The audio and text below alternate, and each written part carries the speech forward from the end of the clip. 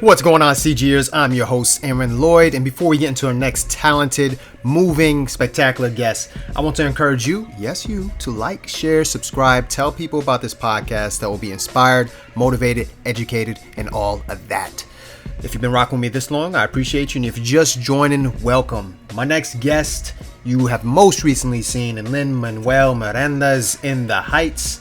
His name is Haseem Bivens, and he is a mover, a dancer, and he also has a mission to spread health and wellness knowledge. In this episode, we talk a little bit about his dancing career, how he got started in dance as an art form, what moves his spirit and what moves him about dance particularly, what his journey was from dancing in the streets of New York, from dancing on trains to finally dancing in the Heights and beyond. He's up to a lot of great things, not only for his own career, but for his community, which is great. He's very young and knows his mission and his purpose. We talk about what inspired him the most as a dancer. We talk about his health and wellness company that he started with his fiance, and he gives some tips, 3 tips that people can implement today to improve their health.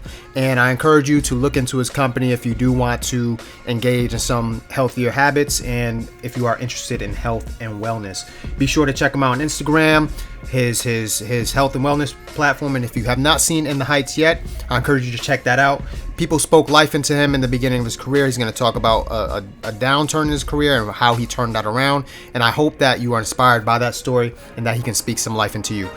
Let's enjoy this episode with Haseem Bivens, episode 57. Lego!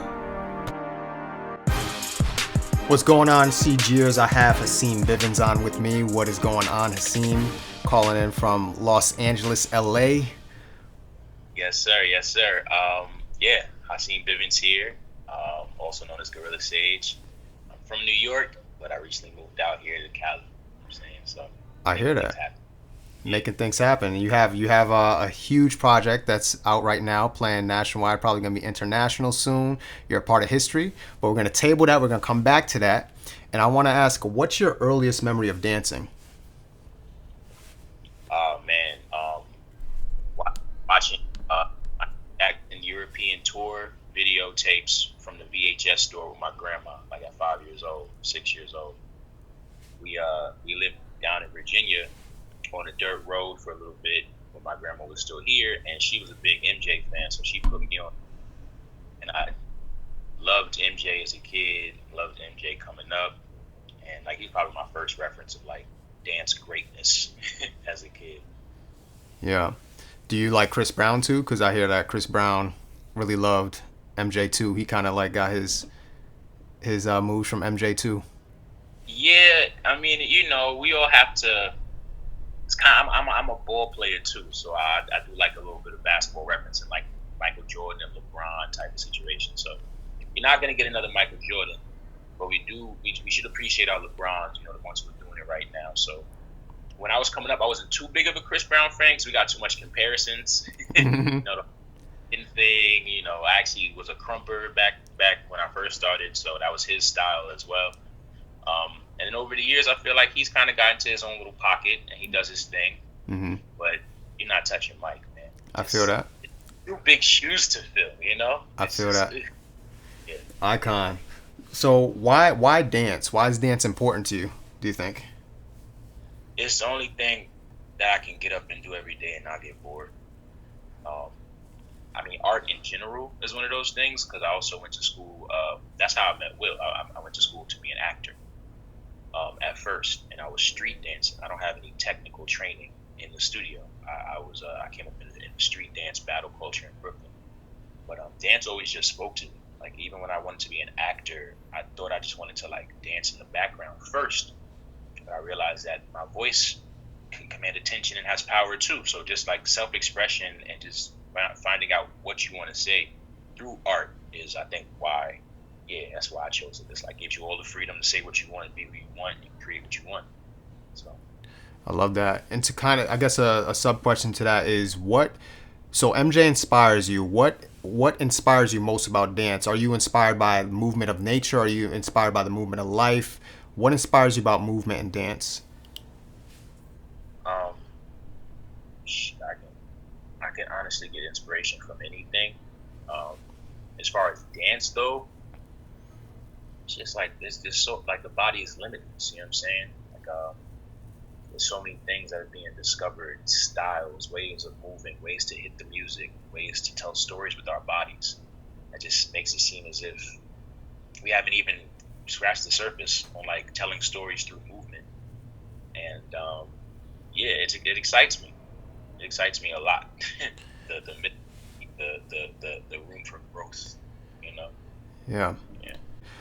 When did you decide? Tell me about the moment that you knew that the arts was for you, that you really wanted to dedicate a life to the arts. Do you remember that moment? I do, and let me just double back. I never break dance. Never. The style I never break dance. The style I do is called flexing. Okay. It's Brooklyn-based dance style that literally immigrated from Jamaica to Brooklyn with the Caribbean people. It started as a style called bruck up. It was very exaggerated, make up your face way of dancing to reggae music. It wasn't too sweat out. It was very exaggerated. And then when they got to Brooklyn, it got a little bit more technical. So just to give you a little backstory there. But the moment I wanted to dedicate my life to the arts was when I met a man named Nico Anand. He was my first director. He was my first teacher in dance and art and in acting. And I met him in high school. I was into And1 basketball back then. I was into Hot Sauce, AO, Esca, all of those guys, right? So I was playing street ball, and then I met Nico. He came from Detroit and just plopped himself in our town of Greenburgh up in Westchester County. He was like, I want to start doing some theater with kids. And he had auditions, and we ate it up, man. And my first role I got, I wanted to just do background. I wanted to do like crew stuff, get the chairs out, do background stuff, because I wasn't trying to be on stage. He basically made me audition for the lead role. I got the lead role. And what he did was so genius. He combined movies Save the Last Dance, Rise, and You Got Served. And he meshed all the characters together. So I was a guy who played ball, but I secretly loved to crump in the play. So I was like, oh, this is great. I get to do all my research. I get to get into crumping. I get to, still play a little ball. This was dope. And then after that play ended, I was like, hey, this is it. This is what I'm going to do. Like, I'm crumping now. I'm battling now, crumping. I'm going to different places in my county, like Yonkers, Mount Vernon. We're going to the Bronx. We didn't even get to Brooklyn yet in my development. But that's when I first decided I was going to just be a dancer, an artist, and dedicate my life to this craft. Like 17, 16. It's beautiful. And so dance is very specific. I hear some people that say that you either got rhythm or you don't. Do you think that dance is something innate in somebody, or you think it could be something that could be learned along with, like, not just the technical aspect of it, but do you think if you have rhythm, you have it, or if you don't, you don't, or can it be developed? I think that's the beautiful thing about dance, man. There's literally something for everybody. So there's social dancing, where we got the TikTok videos and the Soulja Boy and the lean with it, rock with it, those old school social dances. That is for everybody. You can have a lot of rhythm or a little rhythm, and you can feel good doing those dances. We talk about being nice, though, like performance. No, not everybody can do that. No way. And that's okay, because some people, you gotta have some people on stage. You gotta have some people in the seats. You know what I'm saying? I think things like social dances, those for everybody. But is this like me? Dance is like a martial art. You know what I'm saying? And I'm not gonna sit here and say everybody can get into the MMA ring. You know what I'm saying? And go crazy. You really got it. Some people can do the training and get physically fit from it, but to like get in there, get in the ring, actually perform, do it at a high level night after night. That's not for everybody, But social dances, sure. Get your Soulja Boy on, I feel that. And he Soulja Boy was the first person to ever do a social dance. Let's just get that correct. We got to give him his due. But even things like the electric slide, you know what I mean? Like boogie woogie yoogie, you know what I mean? Like that's for everybody. Yeah. Feel good, feel good. Dance is to make you feel good. I'm a little bit more intense with my style and how I approach dance, but social dance is for sure. Absolutely, that's for everybody. So tell me a little bit more about your style in terms of how you practice a dance. How do you do that? Do you have a process that's the same for each time you're doing that, or what's your process like with that?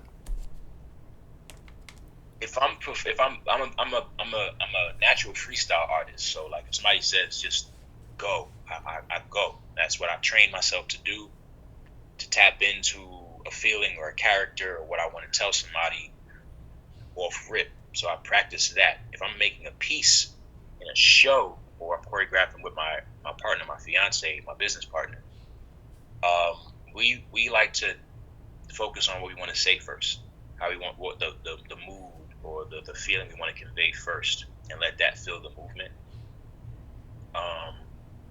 And yeah, I love that because I really think if dance stays cosmetic, it'll only be about the pretty lines and the cool turns and the cool moves. But it's a way to communicate. So we want to figure out what we're trying to say first before we even start like moving. Mm-hmm. You know what I'm saying? When people leave, they may show a couple cool moves. When they leave, they're gonna leave with something of substance. They're gonna leave with something past dance. And I think that's a very rare and beautiful space to be in as a creative. Like, okay, I'm no longer trying to build my toolbox. I'm just trying to get my message across. Nice. And so you've obviously had a very, very great journey, right? And I think everybody in their life, whether or not they're in their arts or not, we have like peaks and valleys. Tell me about a time where you had like a rock bottom moment where you had your doubts and what you did to turn it around. Oh man. So I was in the acting training program at University of Hartford where I met Will. And I left right before the year started. I auditioned for SUNY Purchase acting program and I got in. It was dope. For me, it was a more concentrated conservatory for acting. They didn't have much musical theater up there. It was straight acting. And then I did my freshman year, I did my sophomore year, and I got kicked out in the sophomore year. Kicked out of the acting program. For what? So the general note that I left with was just that I wasn't fitting with the company. So they're trying to make a company out of students that feels like a company. You know what I'm saying? Like they gel well together. Me, I'm 18, 19 years old. I'm fiery. I'm trying to go to Brooklyn. I'm trying to battle. This is like in my heyday. I ain't really trying to mess with, all of the foo-foo of acting. I had a very immature mindset at the time in regards to what I was being blessed with. So I take responsibility for that for sure. But, man, they missed the mark kicking me out, dogs, because I'm telling you, they lit a fire under me, man. After that, I went into a crazy, like downward spiral depression. I got kicked out of the program, but I was still in school. Mm-hmm. So I was paying the school, and I didn't want to go no more because if I'm not passionate about something, I don't really put my heart into it. So once acting was a dub, I'm like, okay, I guess I'll do liberal arts or something. And I was like, man, this is trash. I'm doing papers. I ain't doing what I love. I stopped going to school, and then I went to I became a security guard. That was kind of trash. I was working at Macy's, doing overnights, and living in my mom's crib. Just it was tough, man. And then one day, randomly, my cousin was like, "Yo, what are you doing?" And I was like, "I ain't doing shit, man. I just got off work. I ain't doing nothing. I haven't danced. I ain't doing shit." And she told me that this guy that worked in her building, she was into business and shit. The security guard in her building was a choreographer in the studio. And she was like, I'm going to just book this class and I'm going to take you. So she picked me up, rode with me all the way down to the city from Westchester, and she sat with me in that class. And that was a turning point for me right there, man. I had somebody that saw value in me when I saw no value in myself. And me and that cousin don't even talk no more like that. But that moment will always stick with me because it was a very low moment for me creatively as a man. Nothing was really working. When I went to that class, I felt so good after, man. I was like, man, this is what I've been missing. Why have I been depriving myself of this feeling? And so I reflect on that a lot, actually. That's grace, man. That's beautiful, man. It's a testament to having somebody speak life into you. That's great. And now, obviously, you go from that.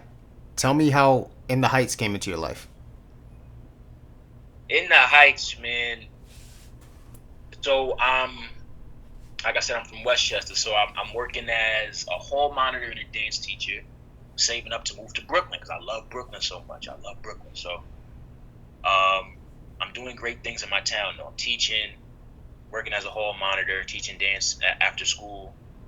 Year ends, I'm like, yo, forget this. I'm going down to Brooklyn. I'm moving to Brooklyn. So I manifested it, moved to Brooklyn. I'm down there, I'm teaching, and then basically a couple months later, my man Soup, who's like a Brooklyn Flex OG, he's an OG in the culture, literally hits me on Facebook, like a messenger, like, yo, bro, you got to be at this audition. They're looking for flexers, yada yada yada. Go hold it down. Say less. Click. I'm there. Where's the address? I'm hungry. I'm out here.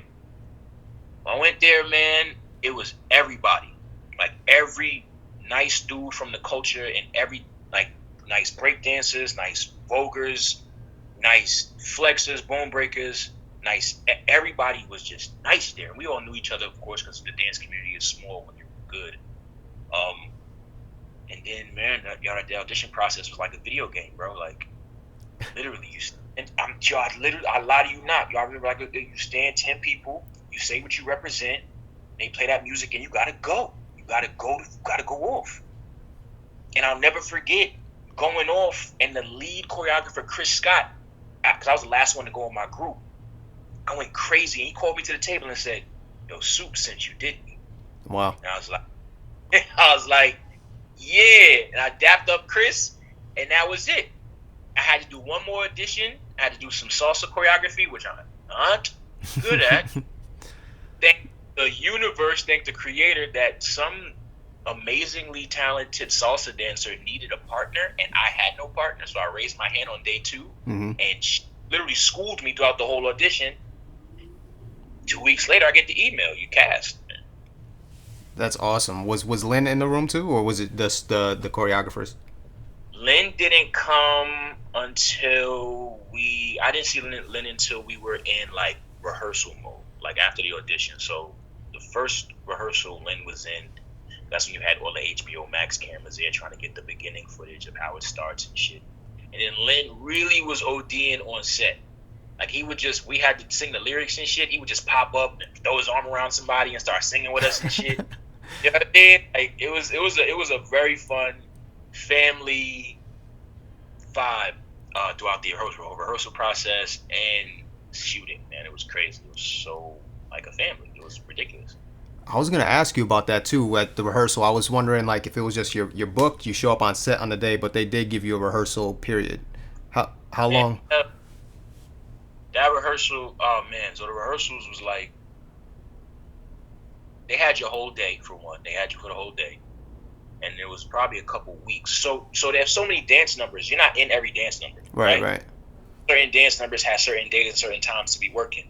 Like your dance number might have had Corey Hawkins in it, so Corey might be in your rehearsal, and then Anthony Ramos might be in another rehearsal, get another choreography because he's doing another dance number. So it was always things flowing like a well-oiled machine because the choreography team was crazy. Chris Scott, Ebony Williams, Emilio, Princess, Eddie Torres, Donna, like an Avengers team of choreographers, man. I'm talking about choreographer Usher, Step Up, Beyonce, Eddie Torres Jr., his father like coined Mambo on the 2. Oh wow. His Eddie Torres Sr., is a whole legacy. So like when you see the dancing in the movie, it really comes from a very real and rich place, and they got NYC dancers to like come mess it up, man, for real. So that's dope. Yeah. So you're from New York. You get to represent this film and this culturally rich film. I was watching it. I was just inspired by how many brown faces were on there. Like what's it feel like to be part of something that is gonna have that legacy for Latino culture, and just being a part of something that started in New York is going to have the reach that it does, and from your journey, looking back from where you were to now where you are? I've been really trying to wrestle with this one since I saw myself on the big screen. There's really no words, man. As an artist, I really feel like as a working artist, you want to find consistent quality work or create consistent quality work. And for a dude that came from literally battling, dancing on the trains, dancing on the street to get to this level, it's just humbling, man. I feel like I can make anything happen that I want to happen. It's one of those confirmations. And then on top of that, like the history that this film is making and is going to make, I don't even know. I can't even fathom what that ripple in the pond is going to feel like. I'm just literally enjoying the ride. Mm-hmm. And I wanted to touch on it too. I don't know if you was going to ask it, but there's even a little bit like controversy with the whole In the Heights thing, as far as like Lynn, people telling Lynn or reaching out to Lynn, saying that they thought that he could have maybe added more Afro-Latinas in leading roles. Mm-hmm. I would just encourage people to like listen to Lynn's responses, because I really feel like he's listening. And even though he might have missed the mark with this one, he's the kind of person, he's the kind of energy to not miss it on the next one. He hears people, he listens, he's a real human being. And for those who might hear this and want me to touch on that, you know what I'm saying? Mm-hmm. Get that real quick. Like, listen to Lynn's responses, because he's listening when people are reaching out to him saying like, yo, where's the Afro-Latinas in leading roles? Because we want to see it. We need to see it. Yeah. And he feels that even more now. So I know I kind of segued a little bit, but I had to put that in there for a second. No, respect. I was gonna stay away from that, but you know, it's good to touch on. I like the hot seat. Cool. What was your favorite moment on set? There was the pool scene was just dope. Like the aerial shots that they were having, and just like it looked like a lot of fun. It looked like you guys were genuinely enjoying yourself. What was your favorite moment on set? You really can't beat that pool scene. I ain't gonna hold you, bro. I shot one take. Nice. I shot one take, and one take in the part where me and the guy are taking over the whole camera. That whole thing, and the guy was doing the 2-man. That guy's name is Harris, by the way. Mm-hmm. Legend in Philly. He literally has like the longest running hip hop touring company since like 1992. It's like he's a black dude, amazing legend. He worked with Alvin Ailey. Anyway, me and him are doing our thing, but then I'm in the pool doing certain dance scenes too. So like the whole day, they were like, "Yo, we need dancers for this." All right, I'm in. I'm popping. We need dancers for this. All right, I'm popping in. Then when they finally called me for my solo, like my 2-man solo with Rennie, we went crazy. Like the behind the scenes footage looks like it's a big party. You would think it was just like a cypher going on. Yeah. And that was part of the energy that was able to be captured and displayed genuinely, I think, by John M. Chu, the director, because he does the step ups. He knows how to shoot dancers and make them look crazy. You know what I'm saying? Yeah. He did that well. For me, that was my favorite moment on set. I mean, the whole experience is just like getting on there and just displaying, like being ready. Like I practiced. I did my drills. This is the time. Like this is it. If I feel like I didn't do it I could have done better after this, then I missed my mark. I gotta kill it now. It's now. You know what I'm saying? If you wait around on set, they'll pay you to wait. Yeah. You'll wait for days, and they'll pay you nice. Yep. Then they'll be like, "Are you ready for you?" And then once they're ready for you, you gotta kill it. I didn't even know how crazy it went, because 2 years went by, and then the movie comes out, and I'm like, "Oh, I look like that." You know? That's dope, man. Favorite moment on set had to be the pool scene, and that was where I lived. I lived the most on that day. How'd you keep your body warmed up? So you're sitting, and as a dancer, did you guys like stay active in between, or what you guys do? Most of us did. I brought my elastic bands. You know, you had dancers would get up and just have a cipher. Sometimes you had b-boy battles, and Nice. You had Bevo versus Little O. Like you know what I'm saying? Then people would get up and do like a little like a dance circle where they would just do one move, you repeat them, and just stay warm and all of that, because it was dead raining on the pool day. It was raining that day. Like, no lie, the sun wasn't even out. It looked mad bright in the movie because they had. It was crazy. That's cool. But yeah, you got to get up, move your body. We're dancers. We're supposed to be equipped with being able to warm up our instrument. You know what I'm saying? Like. Mm-hmm. You know, you don't get on set, be like, all right, ready to shoot? Nah, I got to strap. No, keep it warm, you know? Mm-hmm. And that should be like innate at this level, I think, stretching, moving around, taking a walk, hit the elastic bands, you know, or you get up and just laugh, dance. Nice. And what's the most valuable? So you're obviously surrounded by like the best dancers from New York. You said Philly, somebody from Philly, a legend in Philly was there. What was the most valuable thing you learned from being around so many dope artists, amazing artists, very talented? What was the most valuable thing you learned from on set? That I'm their equal. Love that. Yeah, I know that's like real nutshellish or whatever, but at first when I got into this experience, I was like, oh man, I'm around these greats, these greats, these greats, these greats. They've done so much. Beyonce, Chris Brown, da da da, Usher, and I kind of psyched myself out. And then when I got to rehearsal, everybody was looking at me like, "Yo, bro, you that dude." Like, bro, like, nah, I'm honored to know you. Thank you for being part of this film.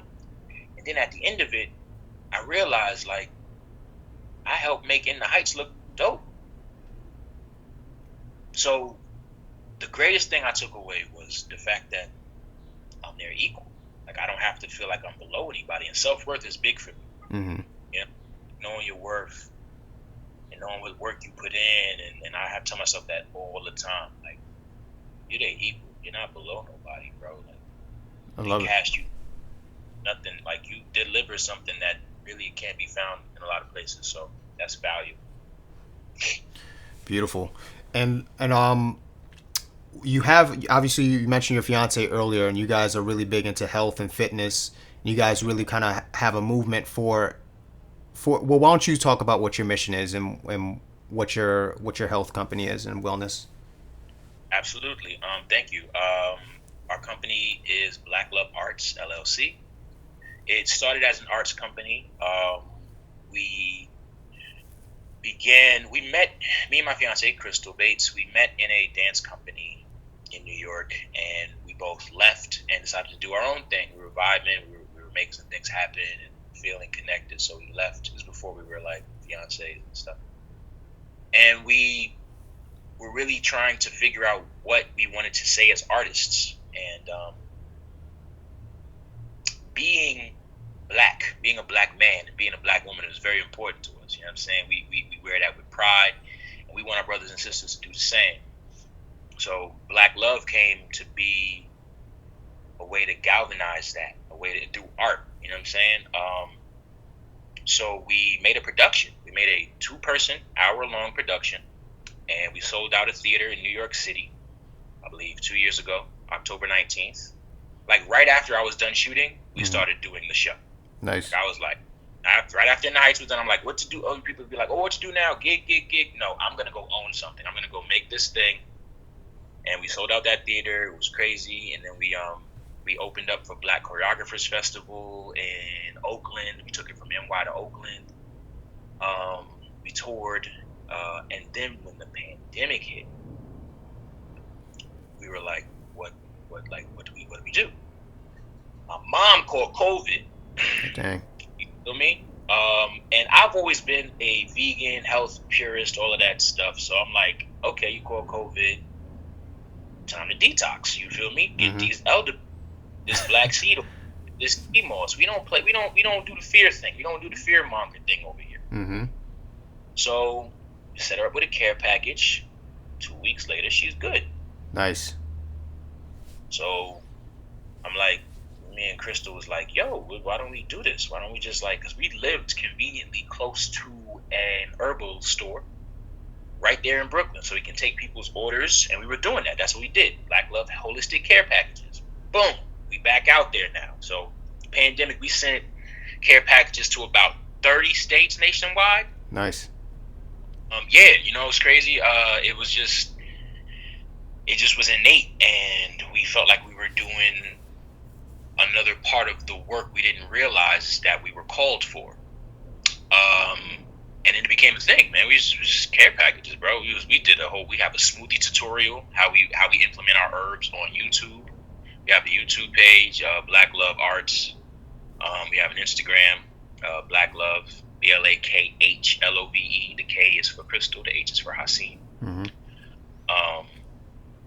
And yeah, man, it blended into our arts and wellness company after the pandemic happened. So now we curate events. We have Blakh Love. We have our Blakh Love cookout, to where we have artists come, poets, singers, comedians come in, do their art and potentially leave with a CMOS shot, you know what I'm saying, or something like that. So we always have that wellness attached to the arts because we feel like we have to stay healthy to stay creative. That's one of our mottos. Stay healthy, stay creative. This is our tool. This is what we use. We can't be taking care of our cars better than we're taking care of this. Facts. So stay creative. That's dope. And why do you think what do you think Black and brown communities' relationship with health and wellness spaces currently? There's obviously been progress. I think there's a long way to go, and you're going to kind of fill that gap and need. But what do you think their relationship with health and wellness is now, and why do you think it's the way it is? Conditioning. We were conditioned. We're people that's always climbing up out of the muck we were born into, in a sense. Being Black in America, and we didn't really know ourselves. We didn't really know ourselves to know what we were putting in our body. You know what I'm saying? So like the conditioning we were put into and things that our parents learned, their parents learned, might not weigh the same today. You know what I'm saying? Like the meat might not be the same, or like the GMOs and all the things that they put in the food. So education is key. You know what I'm saying? Learning, but also applying. Just don't learn it to ego stroke. Apply it. I feel like where we are today, we've definitely gotten better. There's like major strides being made. Everything got to be vegan now for every company. They got to come out with a vegan option for everything. I really think that's a movement from the people, from us, forcing them to like meet the demand. You know what I'm saying? Mm-hmm. And like I said, I do think it's getting better, but I feel like it's missions like ours that is going to push it over the top. And people like Queen Afua and Supernova Salam and KT the Arch Degree and Dr. Sabi, who everybody probably knows, those people, Dr. Sabi passed, but like KT the Arch Degree, Queen Afua, Dr. Supernova Salam, those are just three people that I look to that are like been in the health and wellness journey for a minute that you can always find reference from. Books like Woman Heal Thyself, Man Heal Thyself, and watching Dr. Sabi interviews, Eat to Live and Not Eat to Die. You know what I'm saying? Like just filling yourself up with the right knowledge. Right knowledge meaning what's aligned with you. Black people are more alkaline. We should stay off acidic foods. What are alkaline foods? And applying that, man. I really think we're on the brink of something, but just need to keep going. Nice. Keep going. Yeah. What are 3 tips that anybody can do right now to increase their health and wellness? Drink more water. Gotta drink more water. Stretch. Definitely stretch. And like be active. Stretch and be active. I'll put that in 2 together. Like be active. And cut down on that meat consumption, man. Just if you're not gonna stop, just at least be like monetized. You know what I mean? Like cut it down a little bit. But those are the 3 that I can think of. Definitely get that water in. Stay active. Cut the meat down. You'll probably feel a difference just from that. Nice. And so you mentioned earlier in the interview that a mentor of yours taught and directed, and you currently teach and direct and mentor youth, right? You have a dance company? We have I don't teach as much anymore. Like before I moved out here, when I was in New York, I was killing them with the teaching. Since doing more gigs and focusing on our arts company, I haven't done much teaching. We have certain classes we pop out and stuff, but not as much. But I definitely used to youth, man. It was just all about the youth for a long time. They paid my bills, man. You teaching the kid, they pay. Mm-hmm. The little kids, they love their mothers and parents will pay. But yeah, I just wanted to clear that up. Nice. Okay, and what are you currently working on, or do you desire to work on next, leading in the Heights? So, my company, we moved over here, and it was still pandemic time, so we organized a monthly hike, Blakh Love Adventures, we called it. And Black people meet up at a certain trail, get out there, do the hike. More currently, we have a project we come out with like every other month called Black Facts, where we go around to different historical locations and landmarks. We dance there, we shoot a visual, and then we put the visual on, and in the caption, we give you all the facts about why this place is important and why you should know about it. Our first Black Fact was in Oakland, California, and it was the space where the Black Panthers took their first public stance. It was on a corner of a street, or it was on a street rather, busy, very busy intersection where students got injured and they wouldn't put a traffic light up there. So the Panthers took it upon themselves to stand in and direct traffic so nobody would get hurt no more. Wow. So we Oakland, shot a visual there, put that on Blakh Love Instagram page. It just recently got over 1,000 views. We're very proud of that. And that's a very passionate project we're proud of. We also are submitting films to film festivals. We have a film out called Living with Demons. It's not shown anywhere because we want to get it seen. Mm-hmm. It tackles the mental state of a Black man and a Black woman living in America through police brutality. Mm-hmm. And I'll give you a little premise on that. But yeah, right now it's really about our visuals, creating events out here for artists to come. We want to have a Blakh Love cookout maybe around August, and build our tribe out here. We really want to build our tribe out here and see who resonates with our message out here to support, and who can we connect with, because we're never going to stop, and we just want to know who resonates with what we're putting out. You know what I'm saying? We don't just, not just a dance company, we also do acro yoga. Nice. Where I put it on my feet, we balance it out. We have that in the show. I spin an illusion tool called Boogang. If you see my pages, it's these two S-shaped sticks that I spin, and they create ocular illusions for people. And we put all these things in the show, which is why we call ourselves an arts company. You know, just for like all forms of art, movement art primarily. And yeah, man, I just feel like where we are, we're very focused, and we have our boxes that we're filling. And right now, visuals is where we're at. Visuals and getting people together while the world's opening back up. Because we definitely have to accommodate the world, right? Mm-hmm. People aren't coming out. We're going to give you more visuals. People popping out. All right, we got that too. I ask all my guests this. When you think of the word creative, who comes to mind for you and why?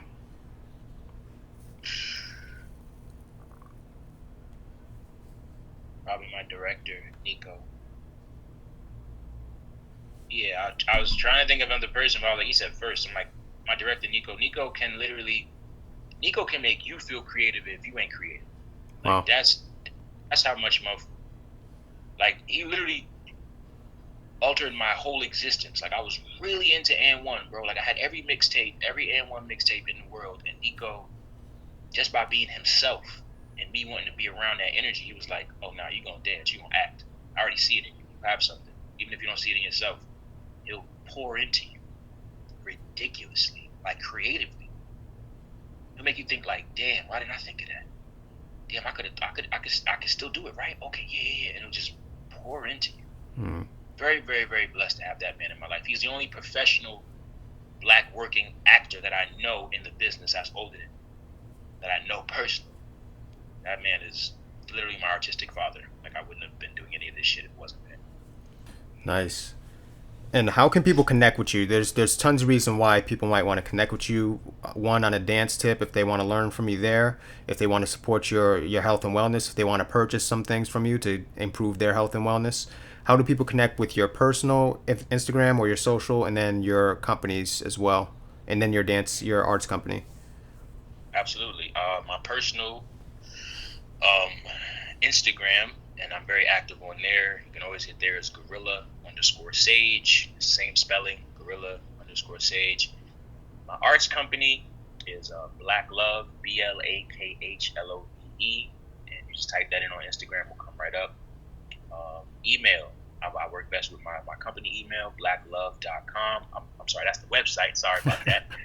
Website is blakhlove.com. email is blakhlove@gmail.com.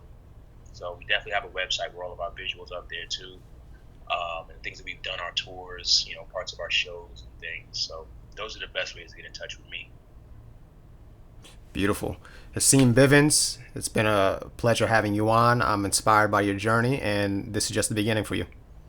Thank you, brother. I appreciate your time, and shout out to your podcast. I know you're a hardworking man. I appreciate your time too, brother. All right, brother. Peace. Peace.